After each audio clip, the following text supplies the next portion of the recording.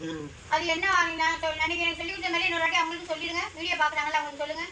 சுண்டைக்காயை நல்லா அரிஞ்சிட்டு கழுவிட்டு வதக்கணும்.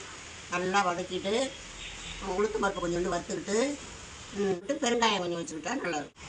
மிளகா புளி ஒரு நல்ல பூண்டு உரித்து அதே வச்சு எல்லாத்தையும் சேர்த்து அரைச்சிட்டு துவையல் மாதிரி நான் சட்னி மாதிரி நல்லாயிருக்கும். தொட்டுக்கிட்டு சாப்பாட்டை போட்டு சாப்பிட்டா சூப்பராக. அப்போ சாப்பாட்லேயும் போய்ட்டு சாப்பிட்டுக்கலாம், தொட்டுக்கிட்டும் சாப்பிட்டுக்கலாம்.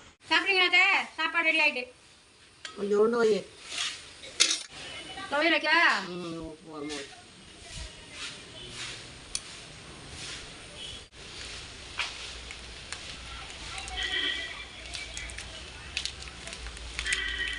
உப்பு காரம்லாம் கரெக்டாக இருக்கா?